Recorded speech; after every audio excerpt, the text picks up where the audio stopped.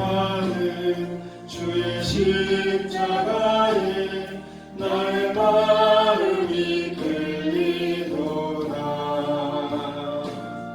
귀한 어린 양이 세상 죄를 지고 험한 십자가 지셨도다. 승리를 얻기까지 주의 십자가 사랑하리. 인간 멸류관 받기까지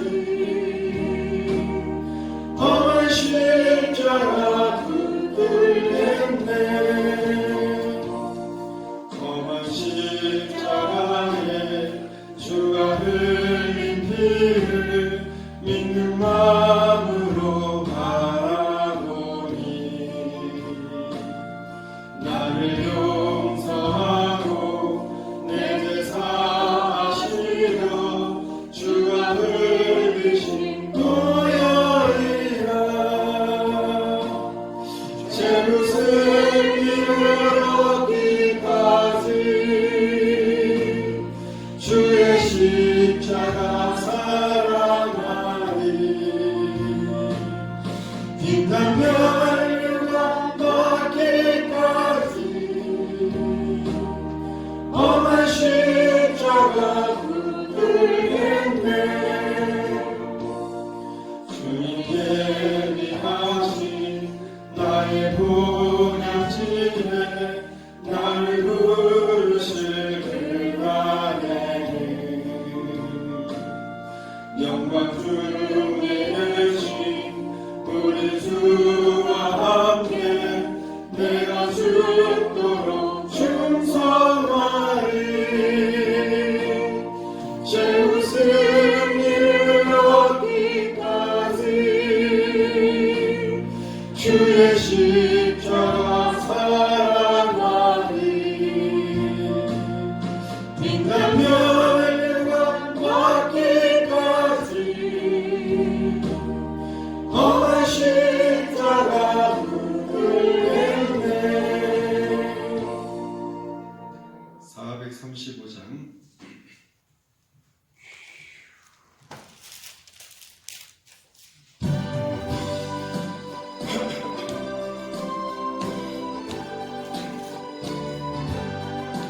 나의 영원하신 이여 생명보다 귀하라.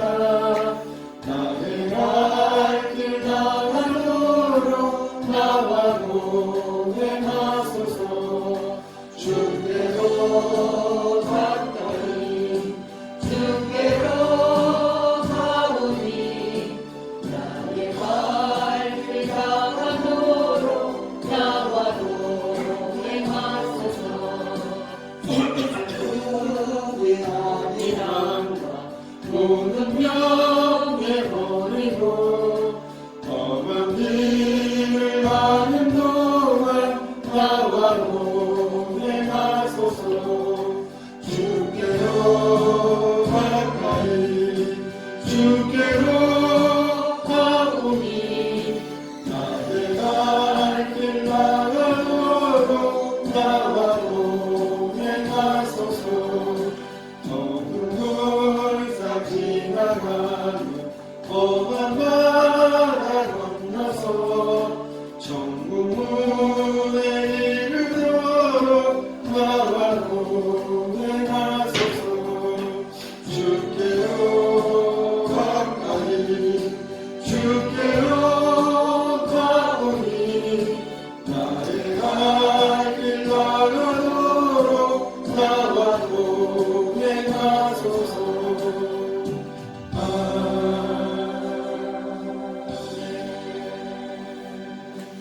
437장 후에 하나님 앞에 예배드리겠습니다. 1m 이상, 2m 이상 떨어져 앉아있다고 합니다.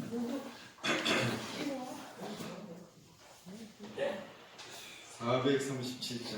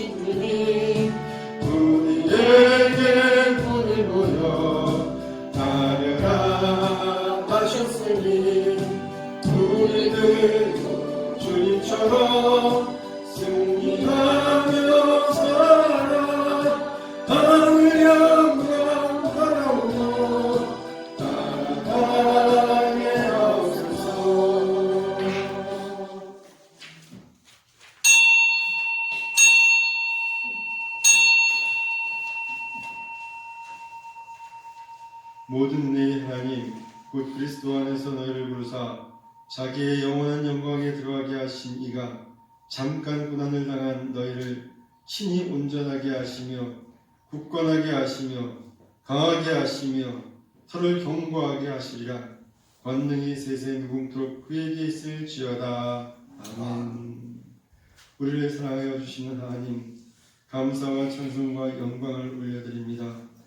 오늘도 저희들은 주님의 풍성한 사랑을 힘입어 예배의 자리에 나왔습니다. 겸손한 마음으로 하나님을 찾는 이 백성에게 구원의 은혜를 허락해 주시옵소서. 우리의 심령에 가득한 근심과 걱정을 제하여 주시고 지난 한 주간 고통스러운 삶 속에서 벗어났던 눈물과 슬픔도 거두어 주시옵소서. 은총을 베푸사 평안과 소망과 신령한 기쁨이 넘쳐나는 신령한 예배가 되게 하여 주시옵소서. 예수님의 이름으로 기도드리옵나이다. 아멘. 8장 찬송하겠습니다.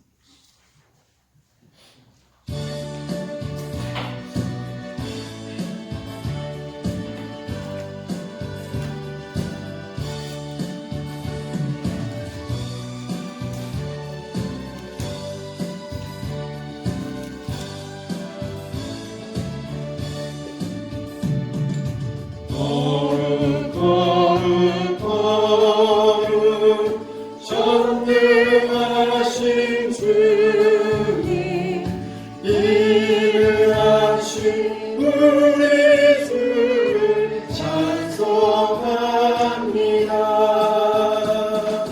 거룩 거룩 거룩 자비하신 주님 성삼위일체 우리 주로다. 거룩 거룩 거룩 주의 보좌 앞에 모든 성도 멸류관을 벗어드리네. 천군 천사 모두 주께 굴복하니 영원히 위에 계신 주로다.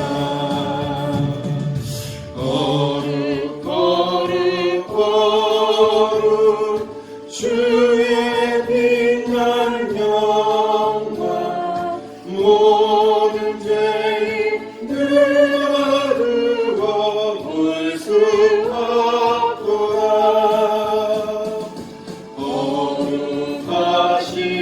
거룩하시니라 주님밖에 없네. 온전히 건능하신 주로다. 거룩 거룩 거룩 전능하신 주님 천지 만물 모두 주를 찬송합니다. 거룩 거룩 거룩 전능하신 주님 성삼위일체 우리 주로다.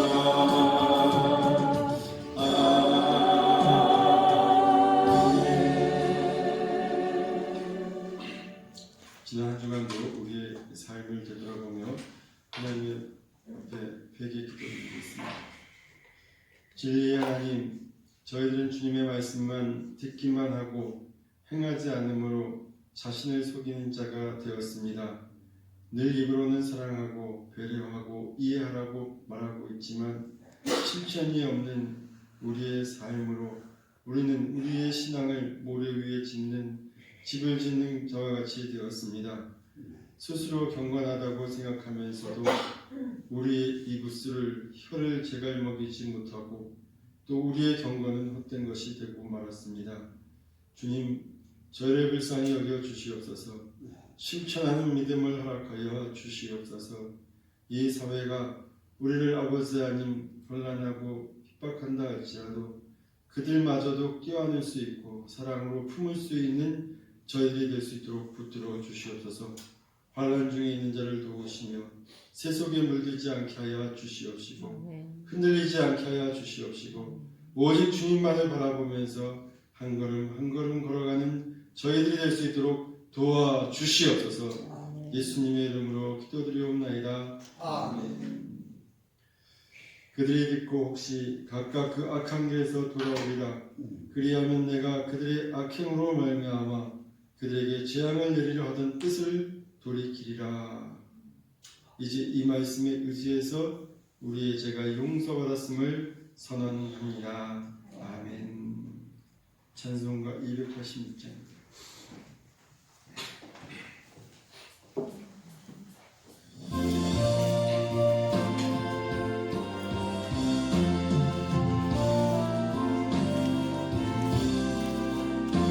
주 예수님 내 맘에 오사 날 붙들어 주시고 내 마음에 새 힘을 주사 늘 기쁘게 하소서. 사랑의 주 내 맘속에 찾아오사 내 내 사랑만 고치소서.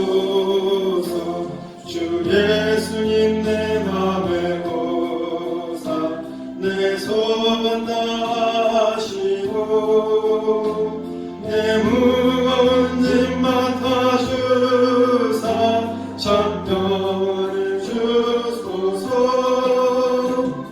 사랑의 주 내 맘속에 찾아오사 내 모든 죄 사하시고 내 상함만 고치소서.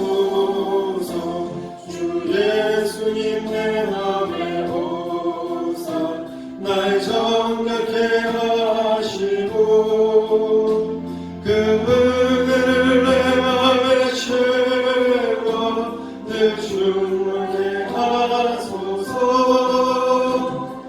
사랑의 주 내 맘속에 찾아오사 내 모든 죄 사하시고 내 상함만 고치소서.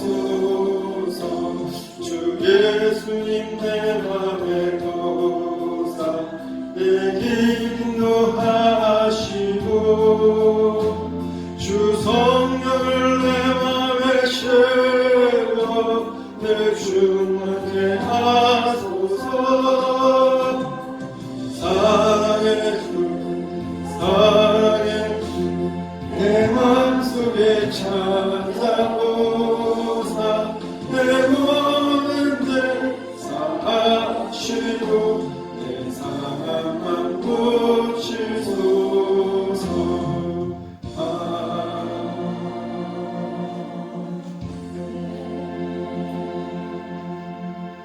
기도하겠습니다. 사랑과 은혜가 충만하신 하나님 아버지, 잿빛 어둠으로 가득한 세상에 생명의 빛을 비추어 주시옵소서. 코로나로 인해서 어려움을 겪고 있는 사람들에게 참된 위로와 회복의 은혜를 베풀어 주시옵소서. 죽음의 공포에 짓눌려 영적으로 질식해가는 사람들에게 마음의 평안을 허락하시고 모두가 올바른 믿음으로 건강한 삶을 회복하게 하여 주시옵소서. 코로나로 느끼는 불안과 두려움이 특정 대상을 향해 원망과 분노의 행동으로 왜곡되지 않도록, 그렇게 나타나지 않도록 주님 붙들어 주시고 이럴 때일수록 더욱더 서로 사랑하고 존중할 수 있도록 도와주시옵소서. 전능하시고 자비하신 하나님, 혼돈에 빠진 세상 속에서 방향을 잃어버린 사람들을 구원하여 주시옵소서. 세상을 걱정해야 될 교회가 세상이 걱정하는 교회가 되어버리고 말았습니다. 자정 능력을 잃어버린 오늘날 교회를 용서하여 주시고 겸손히 회개하게 하시며 자정 능력과 세상을 치유하는 능력을 회복케 하여 주시옵소서. 아멘. 교회는 희열이 자성하게 하시고 교회들은 끊임없이 새로움의 길을 걷게 하시어 하나님이 원하시는 교회와 교인의 모습으로 어둠 속에서도 길을 잃은 세상 사람들에게 희망의 등불이 되게 하여 주시옵소서. 위기의 순간에 도우시는 하나님 아버지, 예수님은 어려움에 빠진 자들을 꺼리낌없이 도왔던 사마리아인을 선하다고 하셨습니다. 위기에 빠진 자들을 위해 꺼리낌없이 헌신하고 사랑하는 모든 분들을 보호하여 주시고 이분들을 통해 하나님의 구원의 손길이 온전하게 드러나게 하여 주시옵소서.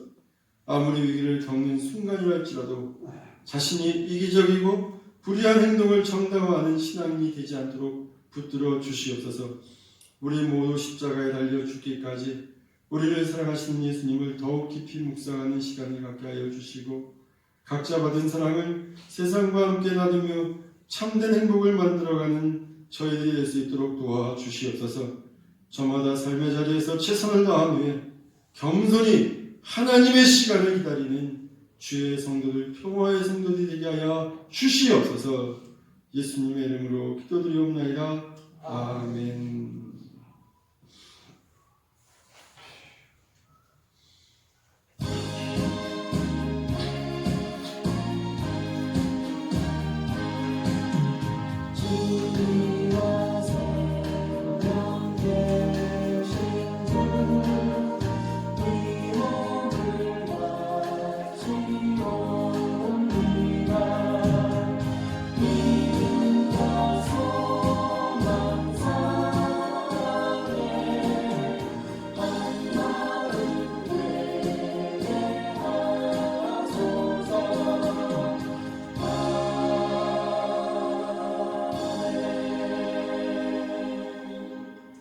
오늘 하나님에게 주시는 말씀 고린도전서 14장 20절에서 25절 말씀입니다.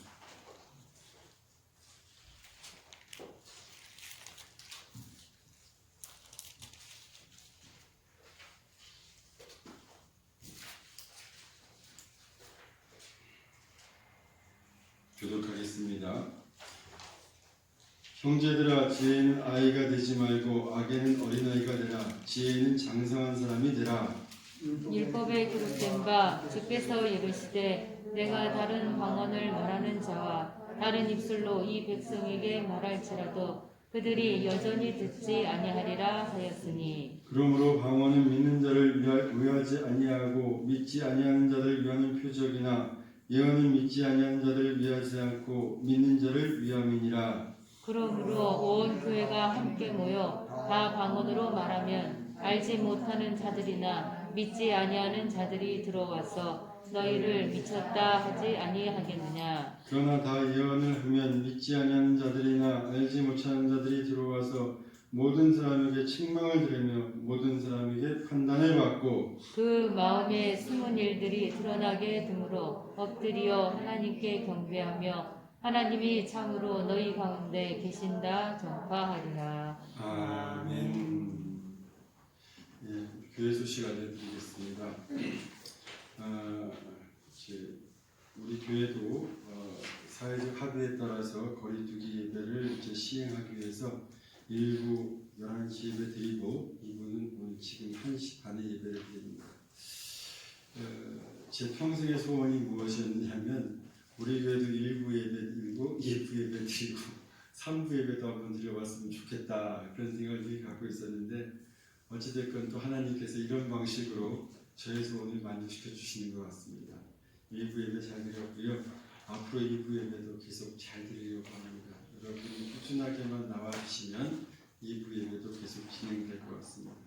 특별히 거리두기 예배하면서 여러분이 이제 응답해 주시고 여러분이 응답해 주셨기 때문에 또 이렇게 2부 예배가 시작되는 것 같습니다. 하나님은 나름대로 또 뜻이 계실 줄로 믿습니다.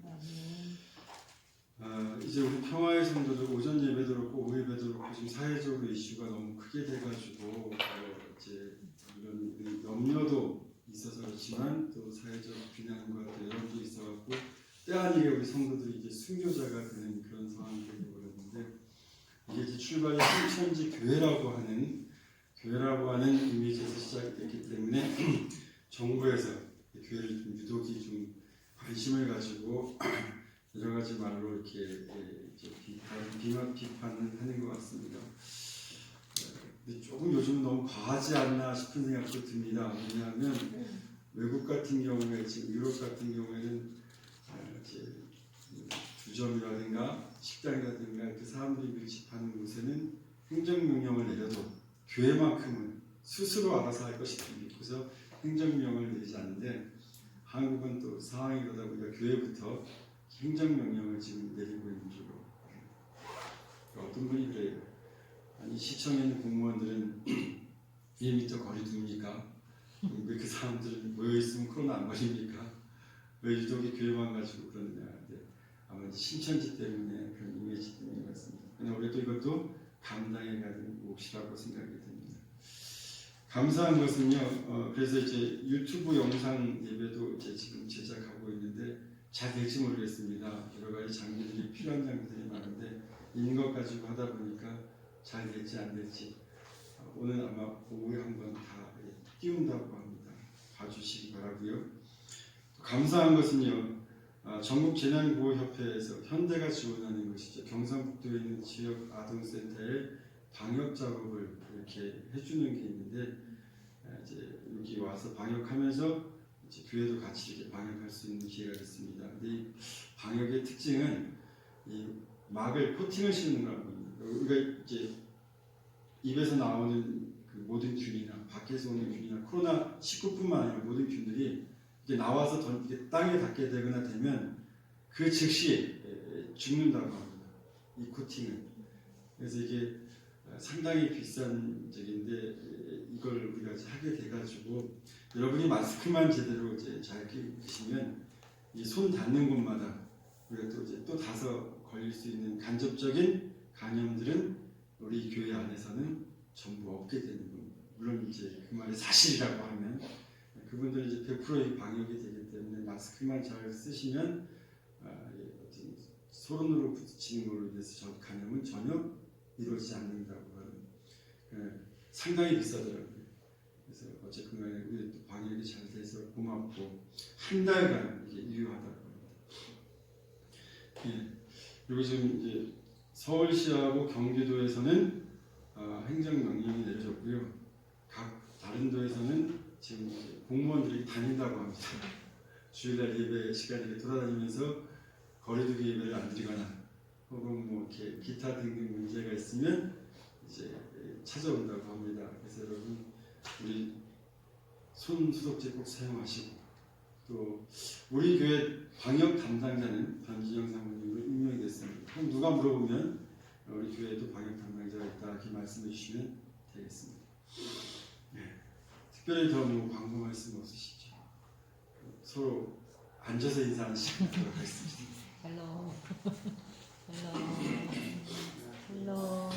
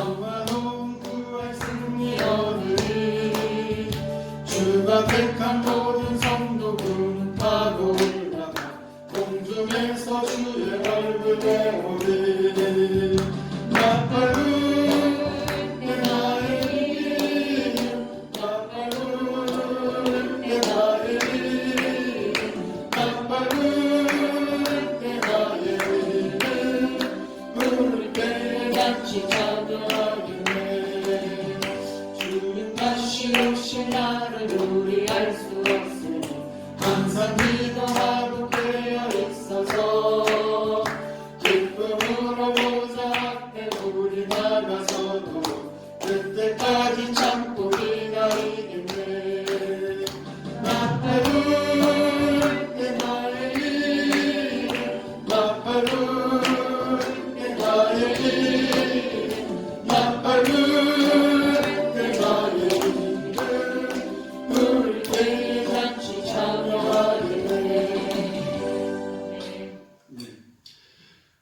지난주에 우리는 교회 덕을 세움에 있어서 방언의 은사에 대한 예언의 은사의 상대적 유의성과 또 방언 은사의 한계성에 대해서 함께 묵상을 했습니다.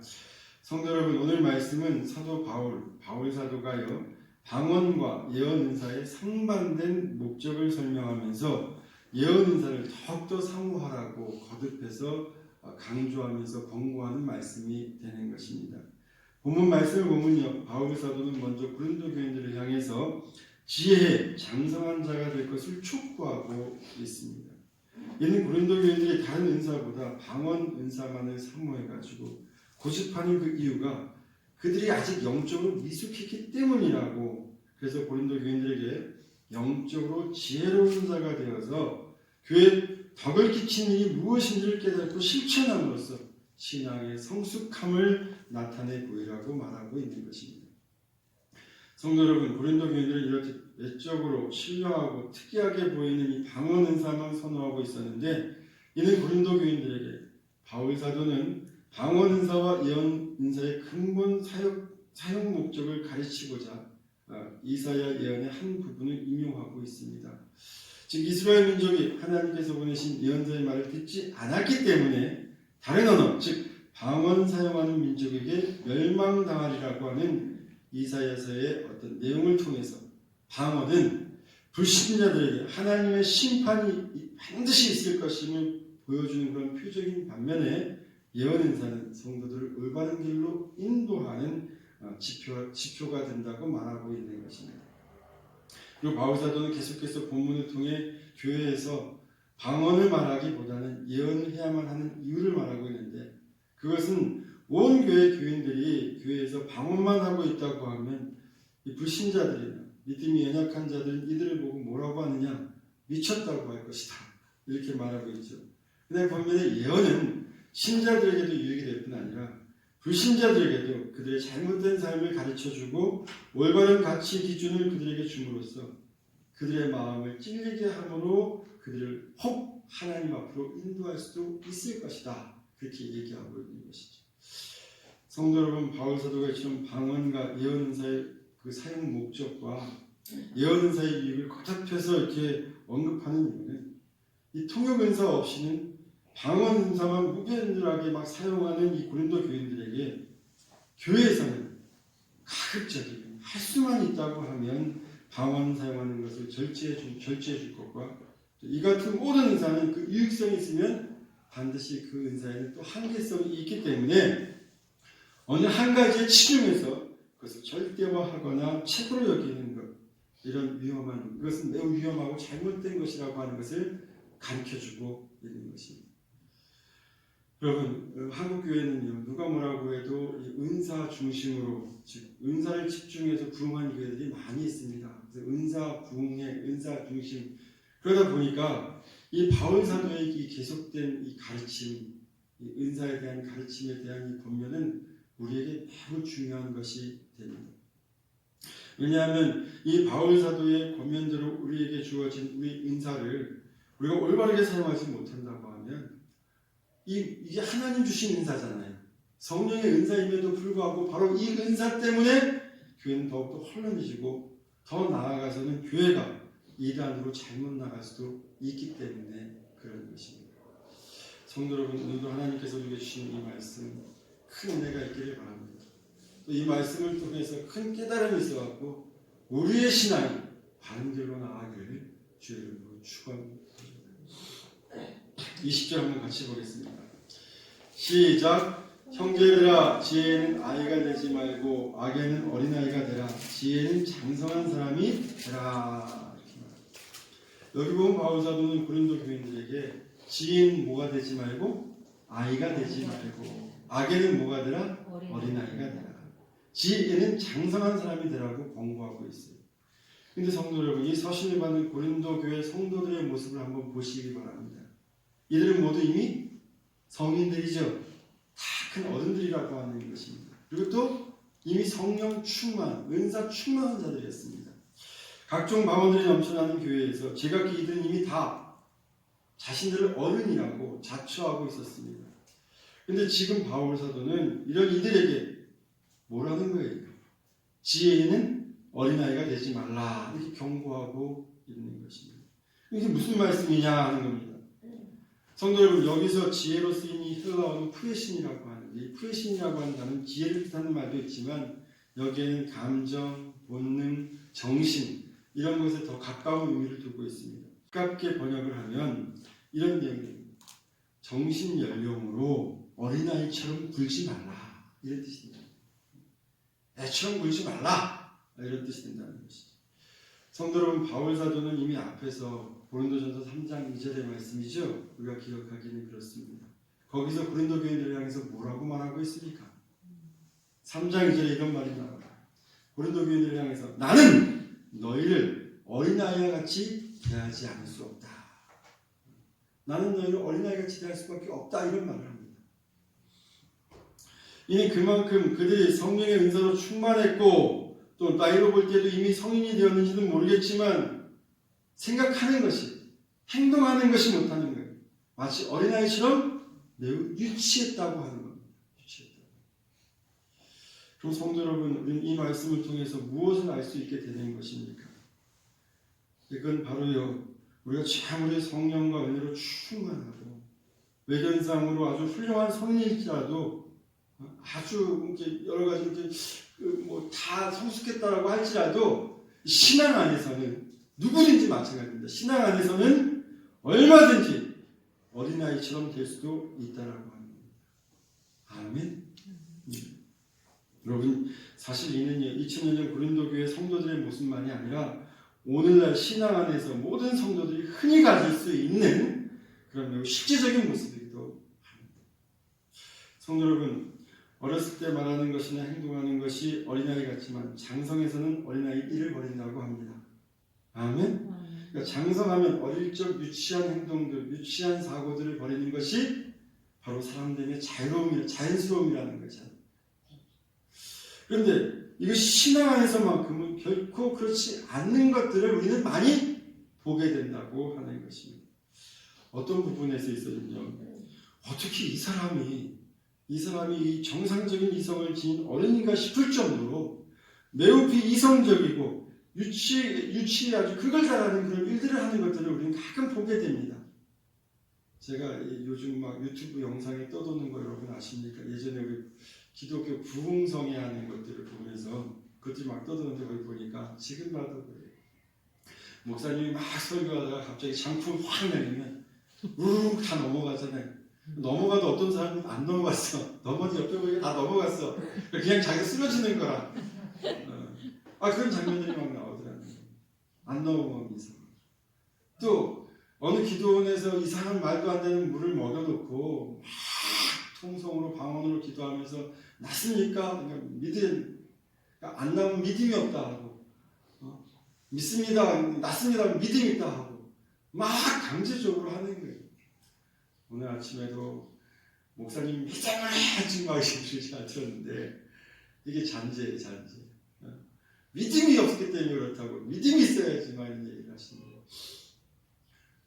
이게 우리의 모습이란 말이에요. 근데 여러분 더 놀라운 거는 이 안에서 이거 믿음이 없다 그러면 또 뭐 문제가 되고 믿음이 있다 하면 또 문제가 되니 뭐 어떻게 이러지도 저러지도 못하는데 또 거기에 같이 그냥 휘말려 가는 그런 모습들 속에 있는데 그런 사람들 가운데요, 가만히 보면 사회적으로 위치도 있고 또 뭐 교수라든가 지식도 있는 사람도 많이 꽤 있습니다. 근데도 불구하고 그러한 유치한 모습에 같이 이렇게 넘어가는 경우들이 참 많다는 거예요. 그게 신앙이라는 거예요. 성도 여러분, 광야에서 모세가 이스라엘 백성들 때문에 고생을 참 많이 했어요. 많이 했는데 그 주된 이유가 뭔 줄 아십니까? 그럼 바로 이스라엘 백성들의 생각이 아주 지나칠 정도로 유치했기 때문이라고 하는 것입니다.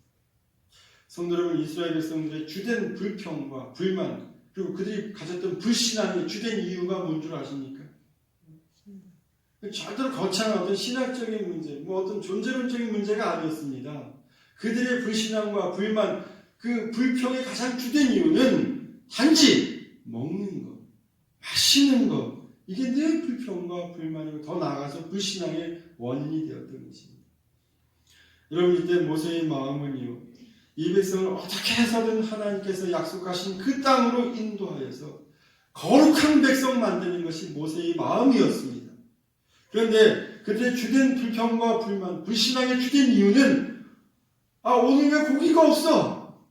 오늘 왜 신선 야채가 없는 거야? 왜 오늘은 마실 물이 없는 거야? 다 이런 거였다는 거예요. 그래서 온유함이 온 세상의 모든 사람보다 더했다고 하는 이 모세가 하나님을 향해서 뭐라고 탄식하는 줄 아십니까? 한탄하는 그 내용이 나와요.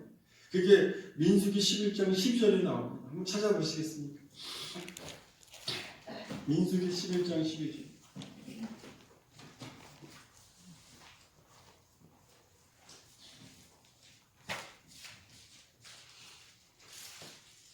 민수기 11장 12절 우리 함께 읽어보겠습니다. 시작. 이 모든 백성을 내가 배웠나이까 내가 그들을 낳았나이까 어찌 주께서 내게 양육하는 아버지가 젖먹는 아이를 품듯 그들을 품에 품고 주께서 그들의 열조에게 맹세하신 땅으로 가라 하시나이까. 이게 무슨 말입니까? 내가 이 백성을 낳았느냐? 내가 이 백성의 아버지냐? 왜 나로 하여금 이 갓난아이 같은 사람들을 왜 나보고 책임지라고 하느냐? 그게 그 한탄인 거예요. 성도 여러분, 이 말씀을 통해서 무엇을 배울 수 있습니까? 우리가 아무리 외형적으로 모든 면에서 어른답다고 해도 우리의 신앙은 언제든지 우리의 신앙은 언제든지 매우 유치하고 어린아이 같아질 수도 있다라고 하는 것입니다. 그러므로 성도 여러분, 우리는 오늘 말씀을 보면서 우리 자신을 항상 되돌아봐야 돼요. 우리의 신앙이 유치해지지 않도록. 여러분, 신앙이 유치해지면 지독히 자기 개인적이 됩니다. 내 뜻이 다 하나님 뜻이 되었고 내 마음대로 하려고 하는, 그래서 많은 사람들로 하여금 참으로 상처를 주는 유치한 신앙의 소유자가 될 수도 있어요. 얼마든지 그럴 수가 있어요. 아무리 기도를 많이 하고 아무리 신앙의 연륜을 많이 가진다 할지라도 내가 내 스스로 내 신앙에 대한 경계를 갖지 못하면 이렇게 유치해질 수도 있다라고 하는 것입니다. 그러므로 성도 여러분, 우리는 우리 자신의 신앙을 늘 되돌아보면서 경계해야 될 줄로 믿습니다. 우리의 신앙을 더욱 성숙하고 성장하기 위해서 우리는 항상 주님의 말씀을 묵상하면서 주님께서 말씀하신 것처럼 이해하라, 배려하라, 사랑하라. 한 번은 저렇게 해보려고 애쓰는 것에 이해도 좀 해보려고 애써야 돼요. 나하고 좀 뜻이 달라도 저렇게 해보려고 하는 것에 대해서 배려도 좀 해보려고 하는 마음, 이게 주님께서 우리에게 말씀하신 거니까. 아멘? 그렇게 노력을 해야 됩니다. 그래야지 우리 신앙이 유치해지지 않을 수가 있다고 하는. 여러분, 요즘 코로나로 인해 갖고 사회적인 비난, 비판, 그래서 이 자리에 나오고 싶어도 나오면은 참 이렇게 힘든 분들, 같이 이렇게 관계 때문에 힘드신 분들이 있을 줄로 압니다. 여러분, 그분들을 향해서 우리 성숙한 마음을 가져야 돼요. 이해해야 됩니다. 배려할 수 있어야 됩니다. 그럴 수도 있겠다. 어떻게 다 이게 힘들고 어려울 때 왜 하나님 앞에 안 나와? 이러면 안 되는 거예요. 되게 유치해지는 거예요. 아멘? 주님의 말씀에 따라서 그들이 처한 상황에 그렇게 행동할 수밖에 없는 것에 대해서 이해하려고 했습니다. 이게 성숙의 길로 나가는 줄로 믿으시기 바랍니다. 이런 노력이 없으면 우리의 신앙은 언제든지 유치해질 수 있다고 합니다. 저는 그래서 이 자리에 나오지 못하는 우리 성도들 유튜브 영상을 통해서라도 꼭 하나님 앞에 예배드릴 수 있도록 애써보려고 합니다. 저는 목사로서 제가 할 수 있는 모든 것으로서 하나님 앞에 드리는 이 예배를 지킬 것이고, 여기 나오지 못한다고 해도 우리 사랑하는 모든 성도들을 위해서 날마다 기도하는 목자가 되려고 합니다. 또 원치 않은 분들 계신 줄 압니다. 일부 입으로 나누는 것에 대해서 이렇게 애쓰는 것도 여러분이 좀 이해해 주시고 큰 마음으로 받아줬으면 좋겠습니다. 물론 오늘 이 자리에 있는 분들은 다 마음으로 받을 줄로 믿고 이 자리에 올 줄로 믿습니다. 우리 21절, 22절 한번 같이 보겠습니다. 21절, 22절 시작. 율법에 기록된 바 주께서 이르시되 내게 다른 방언을 말하는 자와 다른 입술로 이 백성을 말할지라도 그들이 여전히 듣지 아니하리라 하였으니 그러므로 방언은 믿는 자를 위하지 아니하고 믿지 아니하는 자를 위하는 표적이나 예언은 믿지 아니하는 자를 위하지 않고 믿는 자를 위함이니라. 여기 보게 되면 방언은 믿는 자를 위하지 않고 믿지 아니하는 자를 위한 표적이라고 이렇게 말하고 있죠. 근데 이 말씀 얼핏 보면 마치 방언이 믿는 자에게는 유익이 되지 않고 믿지 않는 자들에게 하나님을 알게 함으로써 그들에게 유익을 끼치는 그런 은사의 의미로 받아들여질 수도 있습니다. 얼핏 보면 그렇다는 거예요. 그러나 이 말씀은 그런 뜻이 전혀 아닙니다. 여러분, 이 본절의 의미가 만약 이와 같은 의미라고 하면 바울 사도는 23절에 가서 불신자들이 성도들이 방언하는 것을 보고 미쳤다라고 말하지 않았을 것입니다. 왜냐하면 보세요. 이 방언이 오직 불신자들을 위한 것이라고 하면 방언하는 성도들을 보고 이 불신자들이 미쳤다라고 얘기할 수는 없는 거잖아요. 그들을 위한 건데. 맞죠? 그럼 이 말씀을 어떻게 이해해야 되느냐? 좀 어렵지만 이 말씀을 제대로 이해하려면 21절 말씀과 연결해서 살펴봐야 돼요. 여러분, 이 21절 말씀은 이사야 28장 11절에서 12절 말씀을 인용한 말씀입니다. 지금 무슨 말이냐? 주께서 가라사대 내가 다른 방언하는 자와 다른 입술로 이 백성에게 말할지라도 저희가 오히려 듣지 아니하리라. 이 말씀은 원래 이제 이사야 선지자의 말씀인데 이 본래 불순종하는 이스라엘 백성들을 하나님께서 이스라엘과는 다른 말을 하는 이방 민족, 즉 그 당시 아수르가 됩니다. 이 아수르를 통해서 심판할 것이며 그래도 그들이 하나님께 순종하지 않을 것이다 라는 의미로 쓰여진 말입니다. 이러한 의미에서 다른 방언하는 자와 다른 입술은 이게 아수르를 얘기하는 건데 이들은 곧 뭘 상징하는 거냐면 하나님의 심판 능력을 상징하는 것이 되는 겁니다. 그리고 바울은 이 다른 방언하는 자와 다른 입술을 방언 은사하고 결부시켜서 뭐냐? 방언이 믿지 않는 자들을 위한 표적이라고 지금 말하고 있습니다. 믿지 않는 자들. 다시 말하면 방언은 불신자들에게 하나님의 심판 능력을 보여주는 표적이다. 이제 그 얘기를 하는 겁니다. 그럼 바울 사도는 왜 지금 고린도 교인들에게 이 말을 하고 있는 것이냐? 그는 방언하는 것은 교회의 유익을 위한 것이 아니라 오히려 믿지 않는 자들에 대한 하나님의 심판을 보여주는 것이므로 교회에서는 가급적이면 사용하지 않는 것이 좋다. 이 말을 하기 위해서 지금 이 말을 하는 것입니다. 이게 불신자들만 위한 게 아니라고 그런 뜻으로 얘기한 게 아닙니다. 성도 여러분, 사실 방언은 교회 공동체에게 큰 유익을 주는 은사는 아닙니다. 근데 이럼에도 불구하고 이 고린도 교인들이 이 마치 방언이 최고의 은사인 양 이것을 자랑하고 교회에서 무분별하게 막 사용해가지고 도리어 교회를 혼란케 만들고 무질서하게 만들었던 것입니다. 그래서 지금 바울 사도가 이런 말을 하고 있는 것이죠. 성도 여러분, 우리들 가운데에도 방언 은사 받은 분이 있는 줄 압니다. 그러한 분들은 그 은사가 성령님께서 주신 선물인 줄 알고 아주 소중하게 여기되 그 은사의 한계를 반드시 제대로 알고 사용해야 될 줄로 믿습니다. 방언 은사는 오직 하나님 앞에 개인적인 신앙 발전을 위해서 사용하시되 꼭 그것으로 자기를 자랑한다거나 지난주에도 말씀드린 것처럼 마치 어떤 은사 가지고 있는 게 신앙의 어떤 훌륭한 아주 신앙의 성숙하고 신앙의 어떤 대단한 신앙을 가지는 것의 증표로 사용하는 그런 잘못된 우를 범해서는 안 된다고 하는 것입니다. 바울 사도는 이 14장을 통해서 방언은 절대 통역 은사 없이는 교회에서 사용하지 말라 그렇게 말하고 있어요. 왜냐하면 그것으로 인해 가지고 교회가 혼란케 될 수도 있고 또 교회 질서가 무너질 수도 있고 더 나아가서 그것으로 인해 가지고 교회가 하나님의 영광을 가릴 수도 있기 때문에 그런 것입니다. 그럼 최근에 은혜의 강교회 사건 아시죠? 여기 치유사역하는 교회라고 합니다. 근데 거기 교회 모이면 방언으로 막 이렇게 의무자가다 막 힘나가요. 그러니까 지나가는 주변에 있는 모든 사람들이 그 교회를 보고 다 뭐라고 합니까? 미쳤다고 하지 않습니까? 교회가 미친 건 괜찮아요. 근데 가장 문제는 뭐냐? 교회가 미쳤다는 그 소리로 인해서 하나님께 영광이 가려진다는 게 이게 가슴 아픈 일이에요.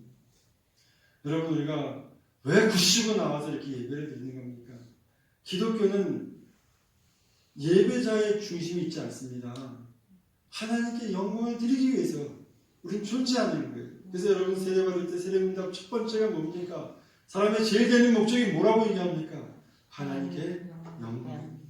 하나님께 영광이 되기 위해서는 이 자리에 있는 거예요. 근데 그 하나님의 영광을 가리는 행위가 우리 가운데서 나온다고 하면 정말 우리의 신앙은 잘못된 것이죠. 여러분 우리가 코로나로 인해서 고통받는 것도 어렵고 있지만 그걸로 인해서 우리 교회가 더욱더 조심하는 이유는 그것 때문에 하나님께 그 영광이 가려질까 봐 우리가 애쓰는 것인 줄로 믿으시고 평화의 모든 성도들은 오늘 바울 사도의 권면을 잘 숙지하셔가지고 정말 교회 안에서 은사를 바르게 사용하는 그 은사로 늘 성령 충만하고 모든 이에게 복되고 아름다운 성도들이 되시기를 주의 이름으로 축원합니다. 23절 한번 읽어보겠습니다. 시작. 그러므로 온 교회가 함께 모여 다 방언으로 말하면 알지 못하는 자들이나 믿지 아니하는 자들이 들어와서 너희를 미쳤다 하지 아니하겠느냐. 그러니까 바울 사도도 걱정하고 있는 것이죠, 그죠? 그 하나님께서 주신 그 은사로 말미암아 그 은사로 오히려 하나님의 영광을 가리는 행위는 절대 있을 수가 없다는 것입니다. 24절 25절입니다. 시작. 그러나 다 예언을 하면 믿지 않는 자들이나 알지 못하는 자들이 들어와서 모든 사람에게 책망을 들으며 모든 사람에게 판단을 받고 그 마음에 숨은 일이 드러나게 되므로 엎드려 하나님께 경배하며 하나님이 참으로 너희 가운데 계신가 전파하리라. 여러분 이 말씀은 좀 어렵지만 한마디로 얘기하면 예언자의 특징을 지금 얘기하고 있는 겁니다. 그럼 그것이 무엇이냐? 그럼 바로 예언자는 사람의 마음 깊숙이 숨겨있는 것들, 숨긴 것들을 드러나게 하는 것이랍니다. 드러나게. 성도 여러분, 사람의 마음은 되게 어떤 특징을 가지고 있습니까? 사람의 마음은 무엇이든지 숨기는 게 있죠. 숨기려고 하는 게 있습니다. 아담의 범죄에 아간도 그랬고, 아간 아시죠? 물건 훔쳐가지고 계속 숨기고 있어. 또 요나도 그렇고, 수가상의 여인도 그렇고, 삽비라와 아나니 부부도 그렇고, 그죠? 이런 경우에서 보듯이 모두가 무엇이든지 숨기려고 하는 게 사람의 마음인 것입니다. 자기의 과거를 숨기려고 하고, 남이 모르는 죄악도 숨기려고 하고, 단점들도 숨기려고 하고, 악한 계획들도 숨기려고 합니다. 바로 이렇기 때문에 옛말에 이런 말이 있어요. 열길 물속은 알아도 한길 사람 속은 모른다. 근데 성도 여러분, 오늘 말씀에 보면 예언은 바로 이러한 것들을 드러나게 한다. 드러나게 한다는 것입니다. 바로 이것이 예언자가 가진 가장 큰 특징이라는 거예요. 물론 여기서 예언은요, 개인 생활 속에 속하는 비밀들을 마구 해치고 들춰내는 것들, 그런 것들을 말하는 건 절대 아닙니다. 여기서 말하는 예언은 철저하게 하나님의 말씀과 관련된 은사를 말하는 거예요. 즉 하나님의 말씀이 계심에 바로 그것이 예언이라고 하는 것입니다. 성도 여러분 다 이런 거 경험해 보셨을 거예요. 어떤 것이냐면 하나님의 말씀이 선포되거나 혹은 하나님의 말씀을 묵상할 때 바로 그 말씀이 내 마음을 파헤치거나 또 나로 하여금 내 양심을 찔리게 해서 나로 하여금 눈물 흘리게 한 적이 있었죠. 그런 거 경험하신 적 있었죠. 어느 목사님의 이야기예요. 자신이 단에 서가지고 하나님의 말씀을 증거할 때 교인 중에 한 분이 늘 하는 말, 목사님 말씀 선포하시는 말씀이 늘 자신을 찌르는 거예요. 목사님이 꼭 말씀하시면 자신을 두고서 꼭 얘기하는 것 같고, 그래서 말씀을 들을 때마다 너무 괴롭다는 겁니다. 그래서 이제 늘 그분이 하는 말, 목사님이 이 말씀 증거하면 이 말씀 증거할 때 이 말은 좀 하지 마시고, 저 말씀 증거하면 저 말은 좀 하지 마시고, 목사님 성경책에 수많은 얘기들이 있는데 왜 하필 그 얘기를 해가지고 이렇게 찔리게끔 만드느냐고. 그 목사님은 늘 다른 말 찾아가면서 하는데도 불구하고 계속 얘기할 때마다 그렇게 얘기하신다는 거예요. 목사님 진짜 사람 한두 번 찌르는 것이 개인적인 감정이 있다고 해도 매번 찌르겠습니까? 그래서 정말 기도하고 말씀 준비해가지고 말씀 선포하면 그 성도님은 늘 자신을 찌른다는 거예요. 자신을. 그래서 목사님 하는 말이 좀 어떻게 해야 될지, 어떻게 말씀을 증거해야 될지, 말씀 증거하는 게 점점 두려워지더라고요. 말씀 시간 증거하고 나면 또 끝나고 나면 또 찾아와서 또 이렇게 저렇게 막 얘기하면 두렵더라고요.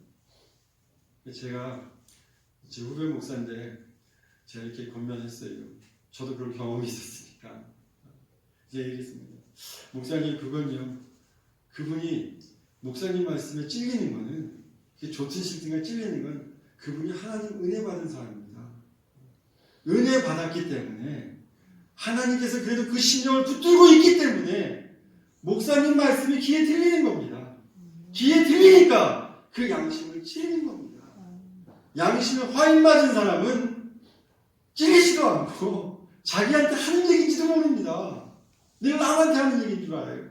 감사하셔야 된다. 그래서 제가 또 드린 말씀이 뭐냐, 목사님 정말 기도로 준비하셨으면 담대하게 선포하십시오. 끝까지 선포하십시오. 그건 둘 중에 하나입니다. 뭐냐, 첫 번째는 저분이 정말 하나님께서 붙들고 하나님께서 원하신 찔리다 못하면 나중에 그 찔림으로 인해서 정말 회개하고 돌이켜서 마음 깊은 곳에서부터 눈물을 흘리는, 그래서 통해하는, 하나님 앞에 회개하고 돌아오는 자가 되든지, 아니면 자신은 절대 변하고 싶지가 않아. 왜 그런 거 있잖아요. 나는 변하고 싶지 않은 마음 있잖아요. 본인이 절대 변하고 싶지가 않아. 알아도 변하고 싶지 않아. 그게 맞는데도 하기 싫어. 그걸 계속 고집하는 분이면 결국 언젠가는 그 자리를 뜨고 말 것입니다. 그럼 다른 분들이 그분을 또 감당해 나가겠죠. 목사님의 몫은 아닌 것 같습니다. 그렇게 하십니다. 목사님이 이 말에 얼마나 힘을 받았는지 아주 그냥 화색이 돼갖고 돌아가시더라고요. 담대하게 말씀. 여러분, 말씀은 어쨌건 목사가 전하지만 그 내용은 누구 겁니까? 하나님의 것이에요. 하나님께서 주시는 말씀이고 내 책임 아닙니다. 아멘. 하나님께서 나를 통해 주셨으니까 그 말씀을 듣는 자는 내게 들은 게 아니라 하나님 말씀을 듣는 거니까 거기서 틀리면 하나님께서 감당하시겠지. 여러분, 바로 예언이라고 하는 건 바로 이렇게 사람 마음 깊은 곳, 그래서 아픈 곳, 괴로운 곳, 교만한 곳, 잘못 생각되는 부분들, 이런 모든 것들을 다 파헤치고 깨우치는 이런 힘이 있다고 합니다. 그래서 여러분, 히브리서 기자는 4장 11절 이런 말 하죠. 여러분 잘 아시는 말씀이에요. 하나님의 말씀은 살았고 운동력이 있어 좌우의 날선 어떤 것보다 예리하여 혼과 영과 및 관절과 골수를 찔러 쪼개기까지 한다고 말합니다. 히브리서 4장 13절에 이런 말씀도 나옵니다. 하나님의 말씀은 사람의 생각과 뜻을 감찰하여 그 앞에서 드러나지 않는 것이 없다고 했어요. 성도 여러분, 바로 이것이 하나님의 말씀, 예언이 지닌 힘이 되는 것입니다. 그러므로 성도 여러분, 우리 평화의 성도들은 이 하나님 말씀 듣기에 힘쓰시기 바랍니다. 말씀 묵상하시기에 힘쓰시기 바랍니다. 그래서 이 예언, 하나님의 말씀을 같이 나누고 여러분, 내가 그 앞에서 먼저 깨시는 게 은혜인 줄로 믿습니다. 우리 삶이 복되실 줄로 믿습니다. 그래서 그 말씀 앞에 자신을 순종하고 또 순종한 것을 실천함으로 말미암아 복된 성도들이 되시기 바랍니다. 우리 평화의 교회는 매우 그렇게 살면 우리 평화교회는 매우 건강한 교회로 세상의 영혼을 살리는 교회, 복된 교회, 또 우리 자신을 행복한 사람으로 행복한 인생으로 이끄는 그런 교회가 될 줄로 믿습니다.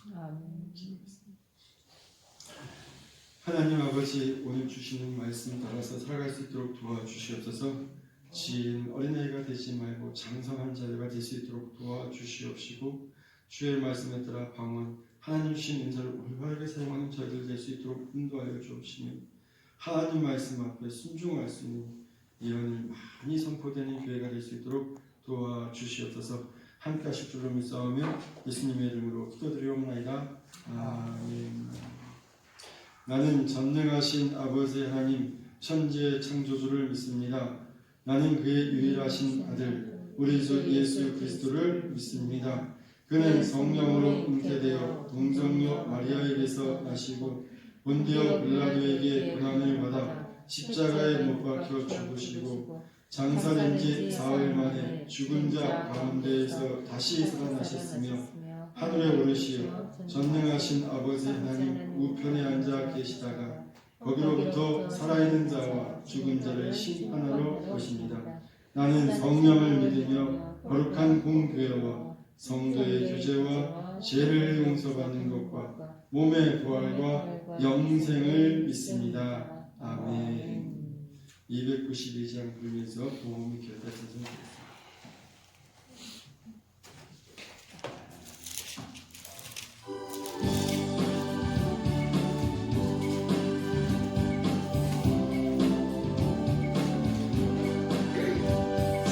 없이 살 수 없는 죄인의 구주여 그 귀한 복의 피로 날 구속하소서 구주의 사랑으로 흘리신 보혈이 내 소망 나의 위로 내 영광 됩니다. 주 없이 살 수 없네 나 혼자 못 서리 힘없고 부족하며 지혜도 없도다 내 주는 나의 생명 또 나의 힘이라 주님을 의지하여 지혜를 얻으리 주 없이 살 수 없는 내 주는 하신다 내 영의 깊은 간구 마음의 소원은 주밖에 나의 마음 이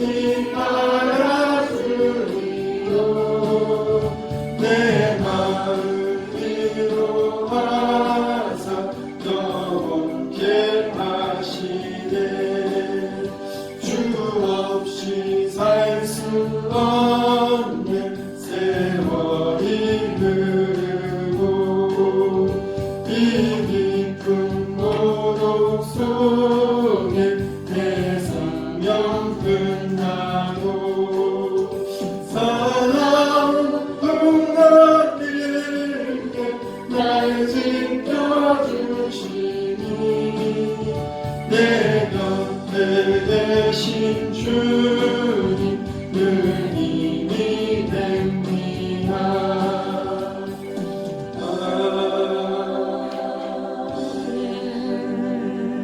기도하겠습니다. 할렐루야. 하나님 아버지 감사합니다. 오늘도 주신 말씀 앞에 순종할 수 있는 저희들 될 수 있도록 도와주시옵소서. 하나님 이 시간 귀한 예물 준비하여 하나님 앞에 드립니다. 하나님 이 예물 위에 함께하여 주시옵소서.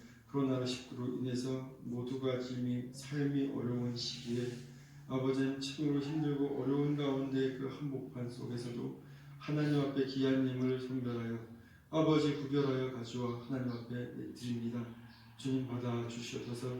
이 물질을 받아 주시고 이 물질을 내는 그 모든 손길들 주님께서 축복하여 주시고 그 마음과 그 육신과 그 영혼을 붙잡아 주시옵소서.